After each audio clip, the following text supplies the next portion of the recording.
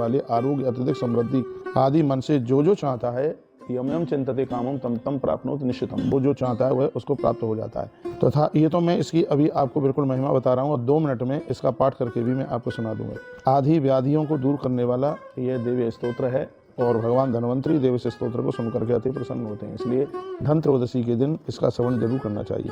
आ गया भगवान मधुसूदन के संतुष्ट रहने पर कृत्या के भी स्पर्श का भय नहीं रहता। आ गया सभी दोषों का नाश हो जाता है, और सभी ग्रहों की प्रतिकूलता है वो अनुकूलता में बदल जाती है।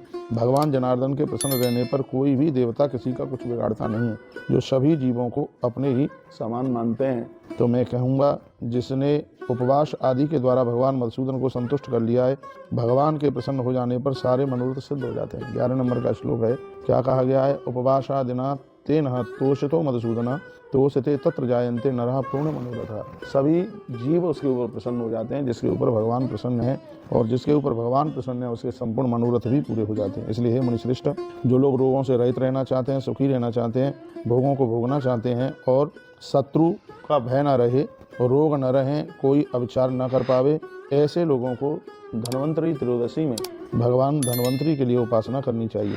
उन लोगों को ग्रह, रोग, पाप कभी भी नहीं सताते। भगवान विष्णु के अव्यक्त चक्र आदि आयुध उनकी रक्षा करते हैं। ये बात बड़ी अद्भुत लिखी है। इसमें 13 नंबर के श्लोक में लिखा है, रक्षन्ति सकला पद्म भयो येन विष्णु रूपाश्रिता है। भगवान विष्णु उनकी रक्षा करते हैं, उनका चक्र उनकी रक्षा करता है। उन्हें किसी भी प्रकार के दुश्मनों से भी किसी भी प्रकार का कोई भय नहीं रहता।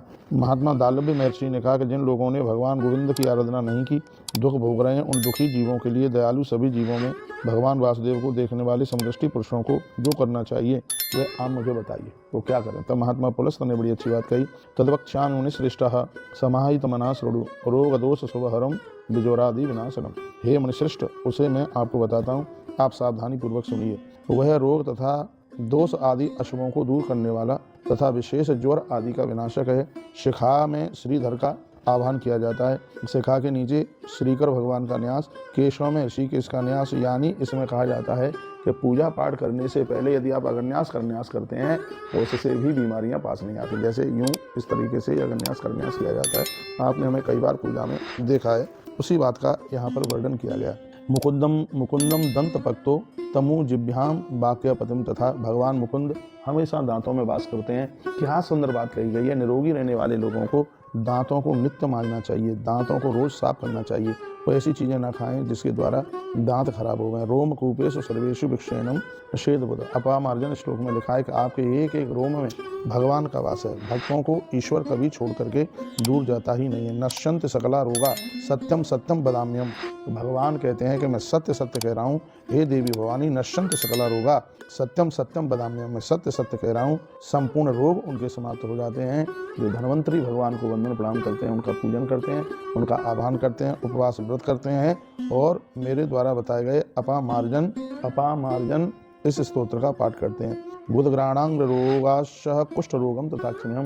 कुष्ठ रोग जैसे रोग दूर हो जाते हैं, इतना बड़ा प्रभाव इसका। विलयम यान्तु ते सर्वे विष्णु प्रचारण नवा। स्वयं भगवान नारायण ही धरती पर धन्वंतरी बन करके आए हैं, और रोग सभी विलीन हो जाते हैं। इस स्तोत्र का इतना बड़ा प्रभाव है। क्षयम गच्छन्तु चाशेषात् अस्ते चक्राविता हरे अच्युतानंद गोविंद नाम उच्चारण सजात।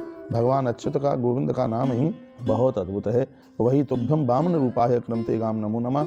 वही धरती पर वामन, वही धरती पर परशुराम, वही धरती पर नारायण, वही तरह तरह के यहाँ धरती पर आके अवतार लेते हैं। नरसिंह दर्शना देवा नश्यन्ते तक्षणा देवी।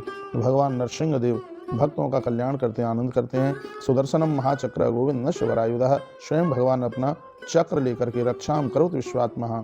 कहा गया कि विश्व की आत्मा भगवान है, वो सभी जीवों की रक्षा करते हैं। तो यह मैंने आपको धन त्रयोदशी के दिन अपामार्जन स्तोत्र की का पाठ करने की और कथा सुनने की ये बात मैंने कही है। श्रुत्वा तो सर्वभक्ता च रोगान दोषान में व्योपति। ये इसका अद्भुत इसकी महिमा लिखी गई है। आगे भक्ति पूर्वक दिया जला करके, सरसों के तेल का दिया जलाएं, भक्ति पूर्वक दिया जला करके इस स्तोत्र को सुनने से सभी रोग तथा दोष दूर हो जाते हैं। ये कहीं किसी भी वीडियो में